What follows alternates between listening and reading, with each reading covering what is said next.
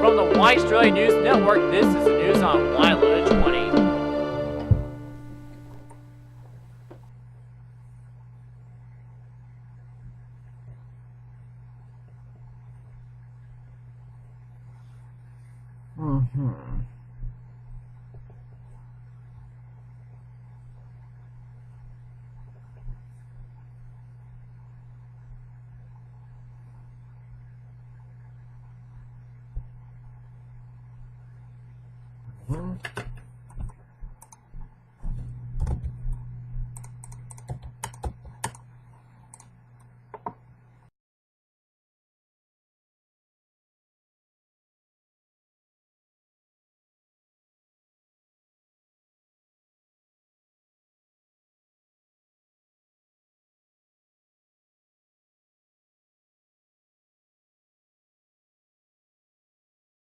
Going again.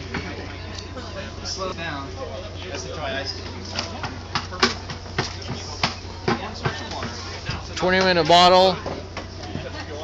You want to try? It's pretty fun. Can we do a cloud in a bottle? Sure. There you go. I mean, alcohol and water. Pressurized.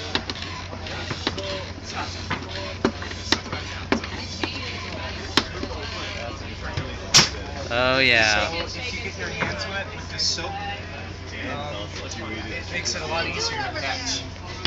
Alright, there's your cloud in the bottle. Explain these 3 cups for me, please. Saturation of clouds. Saturation of clouds. Add water to the clouds. Sort of. Once It just kind of goes through. it gets saturated enough, it goes through. Forming rain. Warm rain, alright. Just like the rain we had this morning and afternoon. And then here's your visual simulation of the tornado. We have heated water vapor in this disc. And then we have this fan on top that simulates an updraft in a thunderstorm. And that forms a tornado. For at least the northern hemisphere.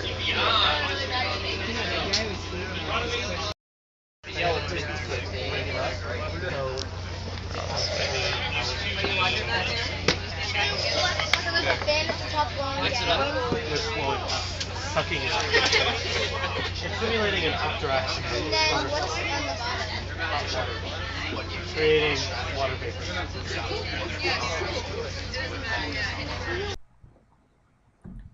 Now that I've shown you the events at Purdue yesterday in which I partaked, which was Spring Fest, let's talk about what weekends are made for in terms of severe weather. Weekends are made for the most violent and severe weather compared to any other day of the work week.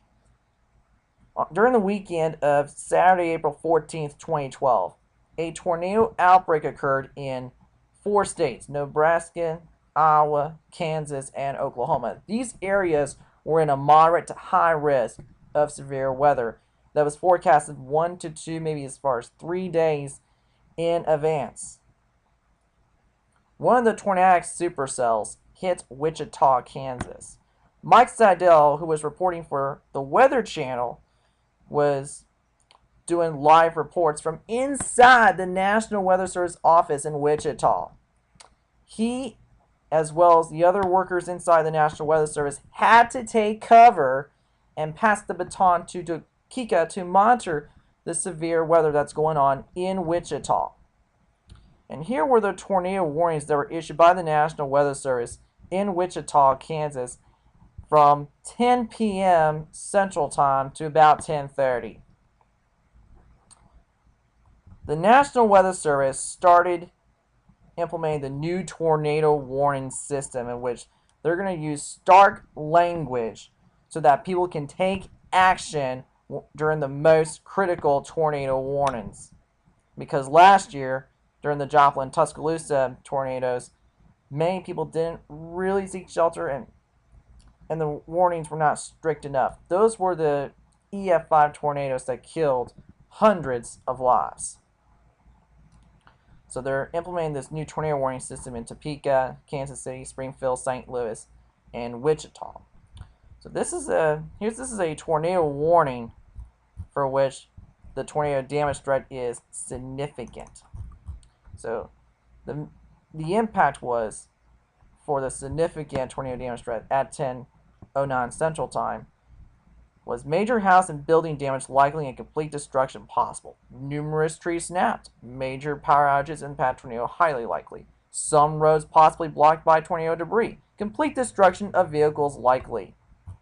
And then about half an hour later, they issued a tornado warning just southeast of Wichita, and they declared a tornado emergency for the Wichita metro area, and then they moved on saying, this is a life-threatening situation. You could be killed if not underground or in a tornado shelter. Complete destruction of entire neighborhoods is likely. Many well-built homes and businesses will completely swept from their foundations. Debris will block most roadways. Mass devastation is highly likely, making the area unrecognizable to survivors.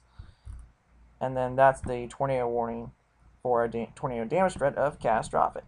If successful, and when it saves hundreds of lives, this will be implemented nationwide to all the National Weather Service offices. Here's the radar image last night of the Wichita tornadic storm. The tornado was right where my mouse is.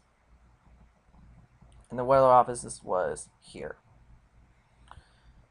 So the tornado narrowly missed the National Weather Service office in Wichita. But this comes to show you, weekends are made for the most violent and most severe weather compared to any other part of the week. Remember March 2nd, 2012, when we had the tornado outbreak in southeast Indiana, Kentucky, and the southern U.S.? That occurred on Friday night, when the weekend was just getting underway. So now I've talked about what weekends are made for in terms of severe weather. Now let's show you some action from Spring Splash. This picture contains a few ladies playing ladder ball, in which your job is to throw a string of balls at a ladder run on the other side and earn points for your team. This pic contains a hit 100 tower, which people throw a full-fledged hammer to a piece of brick and shoots up a piece of metal to a bell, which rings if it hits 100. Also to the right is the DJ setup, as well as the food table. This picture contains a few of my friends, Lindsay and Amanda, throwing water balloons right at me, because Spring Splash does not come without water balloons and people getting wet. Our theme for Spring Splash was medieval times, and people were playing tug of war with this piece of rope. Here are a few people playing volleyball, and here is DJ Phil setting up his music for the event, as well as the food table at a different angle. And this is why, and this is the primary reason why I didn't do real video footage of this event, because of copyrighted music within the video. Don't want to get caught for copyright infringement. Here's a picture of a few people playing boxing with their boxing gloves, as well as people hanging out at the inflatables. Here's the waiver table, in which people didn't really sign the waivers because the turnout was only 50 to 100 people. So not as many people as expected, since it was open to all the residence halls. And it was a great chance to hang out. And lastly, here are a few people doing a sword fight. So I've talked about what happened in Spring Splash. Let's wrap up this broadcast. What are you doing this weekend? According to this guy's back of the t-shirt, people may want to just continue during their work week lifestyle, but people are going to get distracted and going to major events, get hit with a major social interaction and going to major events, or Mother Nature is going to throw the most severe storm of the whole week. Remember what happened this past weekend in Kansas, Oklahoma, and Iowa. Some areas were declared major disaster declarations. And that's it for this edition of the news on Wild 20. Clarence sponsor saying have a nice day, or even if it's nighttime, if it's the weekend, enjoy your weekend. Goodbye.